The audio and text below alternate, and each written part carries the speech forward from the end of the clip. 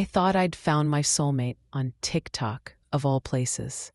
He was charming, spiritual, said all the right things, and seemed like the one man in a million who actually got me. He wasn't just perfect, he felt divinely aligned with everything I'd prayed for.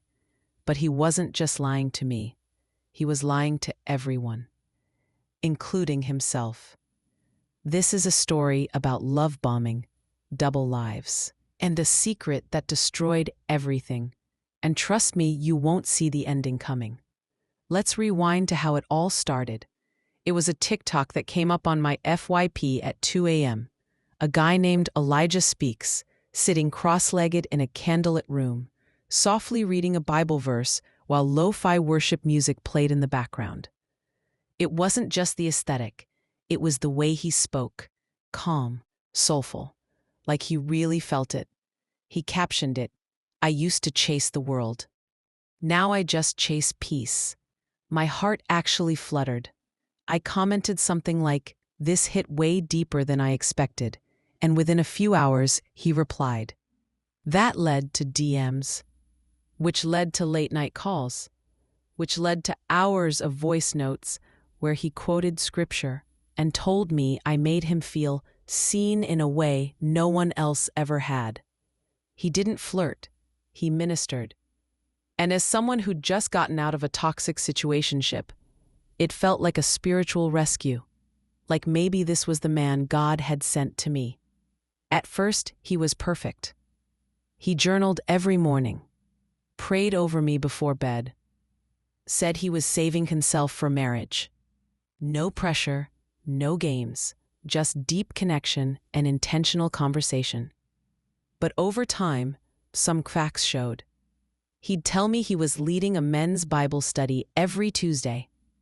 But when I asked to join a service or even watch it online, he always had an excuse. Then he posted a story one night. Him at some rooftop party, drinks flowing, girls dancing in the background. I asked, "I thought you didn't go out." He said it was an outreach event. Seriously? And then there were the mixed messages. One night, he texted, "God's calling me to fast from relationships. I think I need space." The next night, he sent a voice note saying, "You're my wife in every lifetime." I should have run, but I didn't. Because when someone tells you God told them you're their person, it's hard to walk away. About 4 months in, I got a DM request from a girl named Mariah. Her message? Just one line. "Hey, you probably don't know who I am, but I think we're both dating Elijah." My blood went cold. I didn't respond right away. I just stalked her page. Christian content. Pretty, soft aesthetic, worship music. She looked like me. I finally messaged her back and said, "What do you mean?" She sent me screenshots. Dozens. Texts from Elijah calling her his future wife. Selfies together. Recent ones. Voice notes with the same sweet poetic voice he used with me. He wasn't saving himself for marriage. He was sleeping with her. For the past year. He told her he was being faithful and cutting off all other women, including me. We teamed up, Mariah and I. We compared everything. Dates, timelines, lies. Turns out he wasn't just dating us both. He was dating 4 women. 4. And not just flings, relationships. He rotated us, told each of us the others were demonic distractions, said God had confirmed we were the one. But the worst part? He wasn't even named Elijah. His real name was Jordan. He wasn't a spiritual leader or a counselor like he claimed. He worked part-time at a gym and lived in a shared apartment. Every video of him preaching was staged in Airbnb rentals or the back of his friend's studio. He had a cheat sheet of Bible verses to quote that sounded deep but didn't require actual theology. It was all a persona. And this man had 200K TikTok followers who saw him as a prophet. I confronted him on a call with Mariah listening in silently. I started calm, but my voice cracked halfway through. I told him, I trusted you with my soul. I believed you were sent from God. And all this time you were running a spiritual dating scam. You know what he said? Satan is using you to test me. You're letting jealousy poison your spirit. I'm still growing. Don't crucify me for not being perfect. This man tried to make me feel guilty, tried to spin his betrayal as a lesson for me. I hung up, blocked him on everything. So did Mariah. And the other two girls once we found them. But then something weird happened.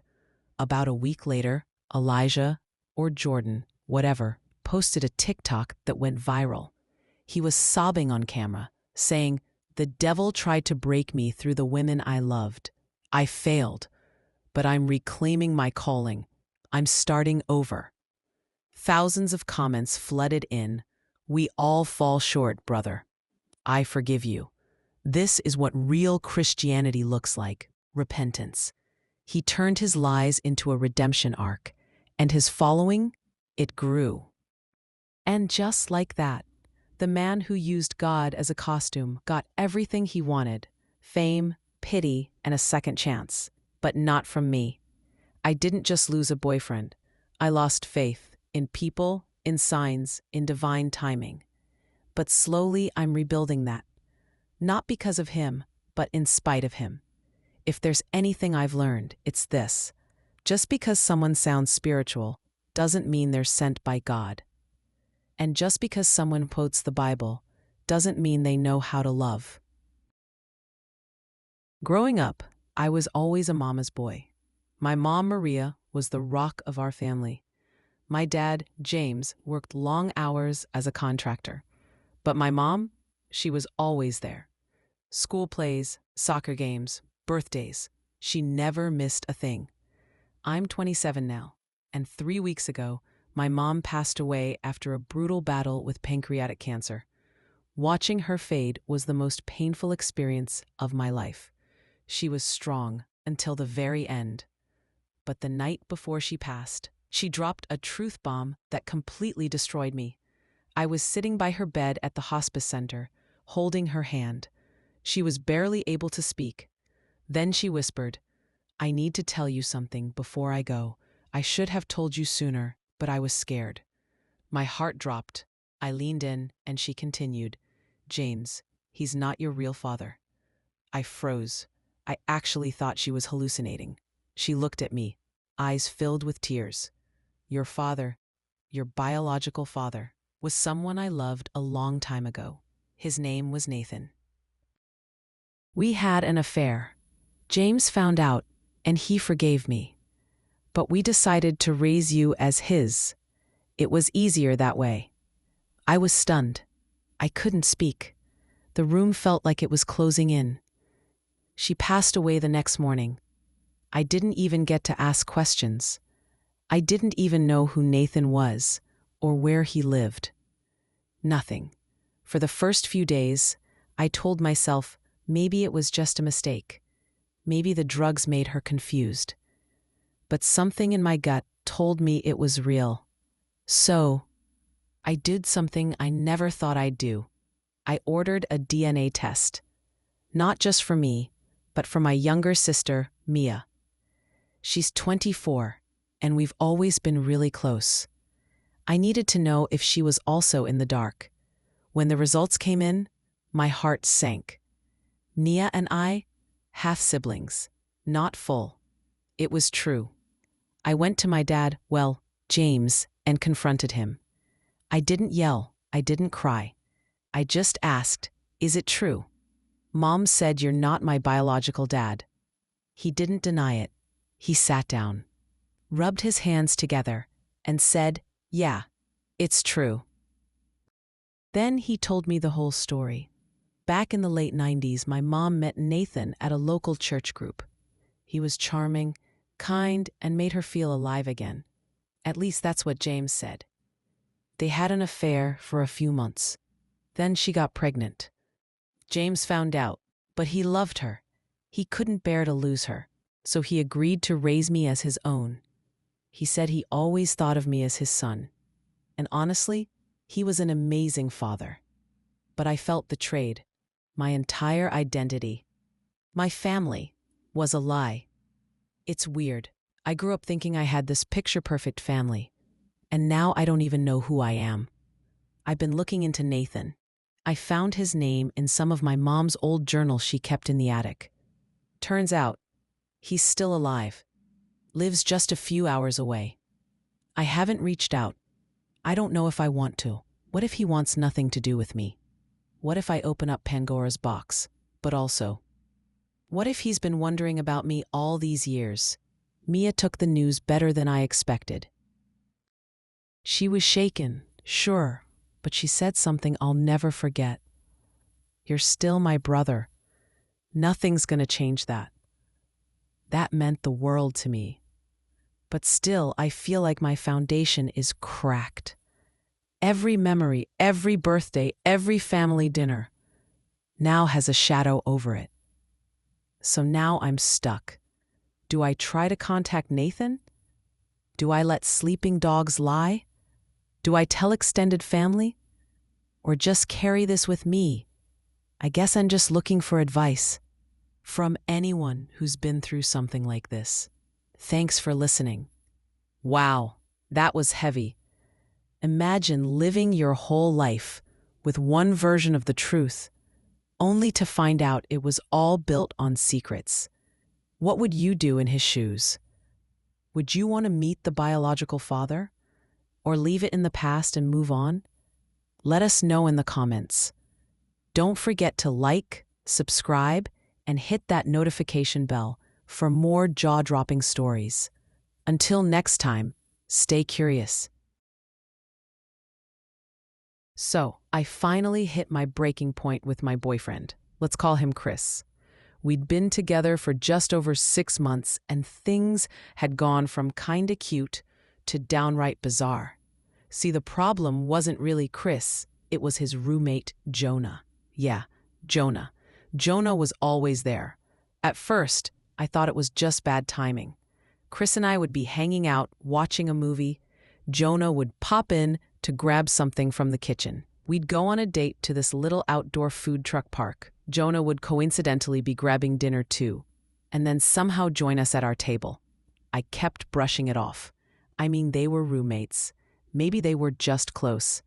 But then came the little stuff, like Chris canceling dinner because Jonah had a rough day, or bringing Jonah along to a weekend cabin trip that was supposed to be our anniversary getaway. Yeah, you read that right. So after months of this, I finally decided enough was enough. I was tired of feeling like I was dating 2 people when I'd only signed up for 1. I texted Chris and said, "Hey, can we talk? Just us, no one else." He agreed. We set up to meet at this quiet little park near his place. I showed up early, sat on a bench, rehearsing in my head how I'd let him down gently. I didn't want drama. I just wanted out. Then I saw him walking toward me. And guess who was with him? Jonah. This man really brought his roommate to our breakup talk. I was already done before he even opened his mouth. I stood up and said, "Chris, I said I wanted to talk privately." And he goes, "Whatever you have to say, you can say it in front of Jonah. He's basically family." I just stared at him. Jonah looked awkward, like he didn't want to be there, like he didn't even know why he was there. So fine, I snapped. I said, "This is exactly the problem, Chris. I can't even break up with you without Jonah third-wheeling. He's always here, at dinner, on movie nights, trips. I'm dating both of you at this point." Chris tried to interject with the usual, "You know what Jonah's been through," but I cut him off. I said, "Look, I'm sorry for whatever he's going through, but I'm not dating Jonah. I'm dating you. And it's become impossible because you've made this relationship a 3-person circus." At this point, Jonah, who'd been quiet, suddenly turned to Chris and went, "What the hell did you tell her?" Chris froze, I swear. I've never seen someone's face turn that pale, that fast. Jonah kept going. "You told her what?" That I had no friends? That I was depressed? That I couldn't be left alone? Chris mumbled, "You said you were going through stuff." Jonah looked at me. "I have a girlfriend. We live together. I'm only even your roommate because I sublet the spare room while she's abroad. I'm not some lost puppy who needs babysitting. What have you been telling her?" And that's when everything made sense. Chris had lied. All of it. Every reason for Jonah's presence, every guilt trip, every emotional plea. It was all fabricated. Apparently, Chris had this weird need to have someone there. Like, he hated being alone with me. Or maybe just hated being alone, period. Jonah told me he was constantly being asked to tag along on our dates, that Chris told him I wasn't comfortable being alone with Chris, and that I'd specifically asked Jonah to be there. Jonah literally said, "I didn't want to be rude." I thought you knew. Nope, I did not know. So now I'm standing in a park with a boyfriend who gaslit the hell out of me, and a roommate who unknowingly enabled it. I just turned to Chris and said, "We're done. I don't even know what your real personality is anymore. You've lied about your roommate, manipulated me with fake stories, and turned our relationship into some performance. I'm out." And I walked away. Not my most graceful moment, but definitely one of my most necessary ones. End of original story. But wait, it gets better. About 2 days later, I get a DM on Instagram from Jonah's actual girlfriend. Let's call her Ella. She tells me she's sorry about what happened, that she's finally back from studying abroad, and Jonah told her everything. She said she didn't blame me one bit for being mad or confused. Apparently, she knew Chris had a history of manipulation, but didn't think he'd pull this with a girlfriend. Turns out, Chris used to do this in every relationship. With every girlfriend, he'd pick some vulnerable person to guilt trip them with. Sometimes it was a cousin, a coworker, a neighbor. This time, it was Jonah.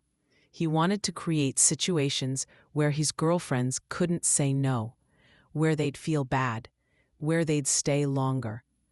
Ella told me 2 of Chris's exes even had group chats about him, warning other girls to stay away. I felt sick. I also felt weirdly validated, like it wasn't just me being dramatic. He really was toxic. Needless to say, I blocked Chris everywhere. And Jonah? He moved out. Apparently, he and Ella are living together again and doing just fine.